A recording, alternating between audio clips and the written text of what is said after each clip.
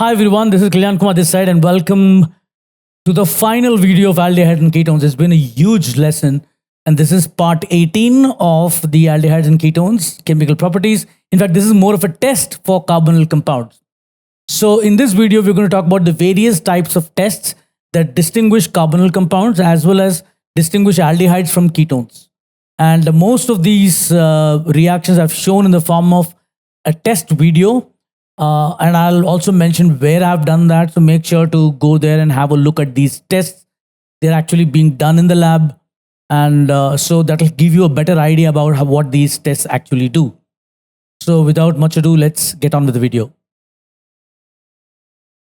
So final part 18, test for carbonyl compounds.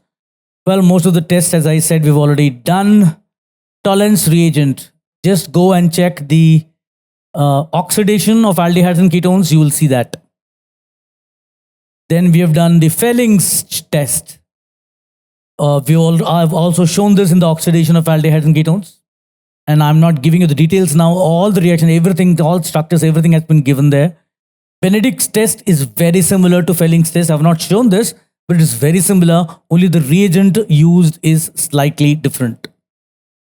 And Barfoot's test, again, very similar to Fehling's, only the reagent is slightly different. All of them give you the red precipitate of Cu2O. And there's one test that we haven't done, that is a mercury chloride test. And so basically what happens is HgCl2 is reduced by aldehyde. Aldehyde can get easily oxidized, remember? So they will reduce the HgCl2 to Hg plus, to give you a white PPT of mercurous chloride, that is Hg2Cl2, that is also known as calomel. And you have done this in your electrochemistry, calomel electrode, and which will further react with one more molecule of aldehyde to give a black precipitate of Hg. Oh, you can call it black, you can call it dark gray, whatever.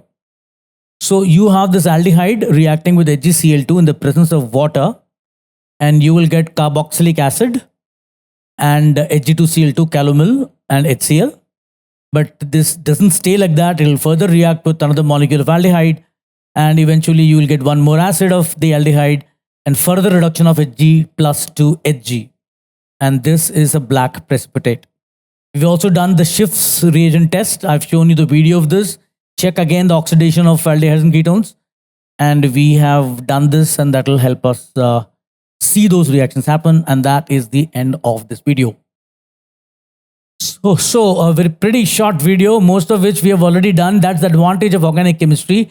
As you keep going, by the time you reach aldehyde and ketone, you must have done almost pretty much all the reactions.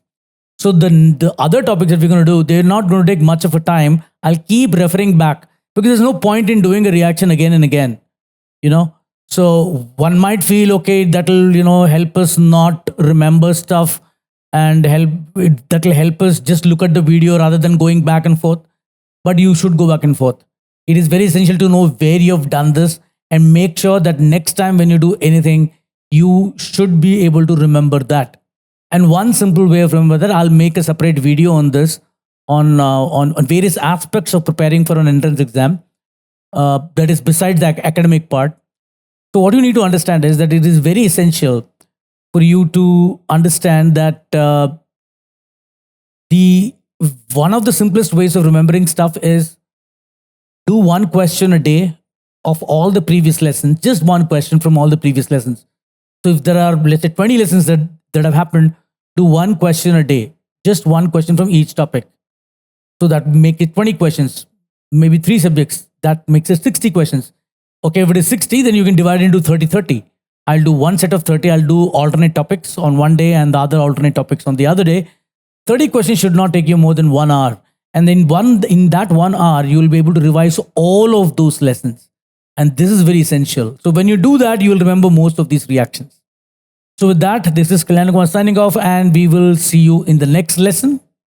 And till then, have a great and wonderful day. And thank you for watching this.